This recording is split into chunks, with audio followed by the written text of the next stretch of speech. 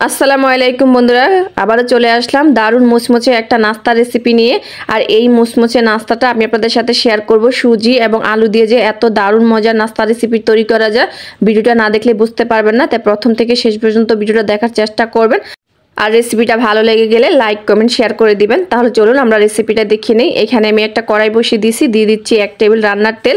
সুন্দর একটা ফ্লেভারের জন্য দিয়ে দিচ্ছি কারি পাতা, আর দিয়ে দিচ্ছি এখন 2 টেবিল চামচ চিলি ফ্লেক্স। সবগুলো একসাথে নেড়েচেড়ে মিশিয়ে নিচ্ছি।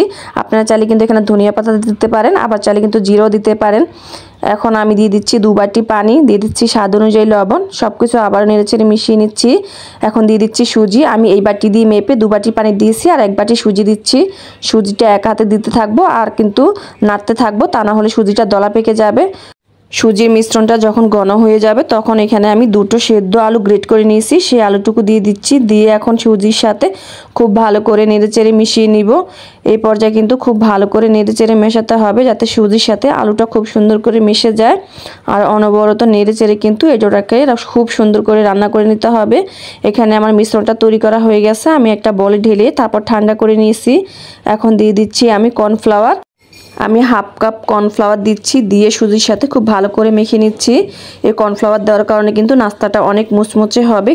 তবে হাতের কাছে কর্নফ্লাওয়ার না থাকলে এখানে কিন্তু আটা ময়দা দিলেও হবে।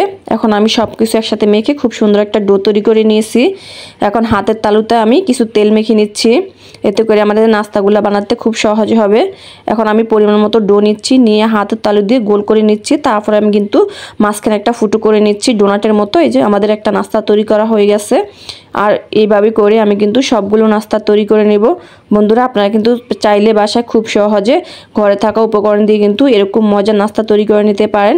আর এই নাস্তাটা তৈরি করে আপনি ডিপ ফ্রিজে সংরক্ষণ করতে পারবেন অনেক দিন পর্যন্ত। যখনই খেতে মন চাইবে শুধু ডিপ ফ্রিজ থেকে বের করে 10 মিনিট পরে ভেজে নিলে কিন্তু আপনাদের নাস্তা তৈরি করা হয়ে যাবে। এই যে আমি সবগুলো নাস্তা তৈরি করে নিয়েছি। এখন আমি ভাজার জন্য চুলায় চলে যাব। আমি কিন্তু চুলায় আগে থেকে পর্যাপ্ত পরিমাণে তেল দিয়েছি, দিয়ে ভালো করে গরম করে নিয়েছি। আপনারা দেখে নিশ্চয়ই বুঝতে পারছেন আমি তেলটা কতটা গরম করে নিয়েছি।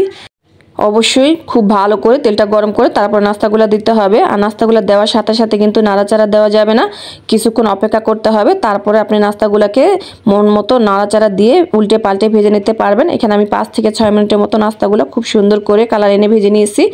দেখুন মাশাআল্লাহ বন্ধুরা, নাস্তাগুলো দেখতে কত সুন্দর হয়েছে। খুব কম সময় কম উপকরণে কিন্তু ঝটপট একটা নাস্তা তৈরি করা হয়ে গেল।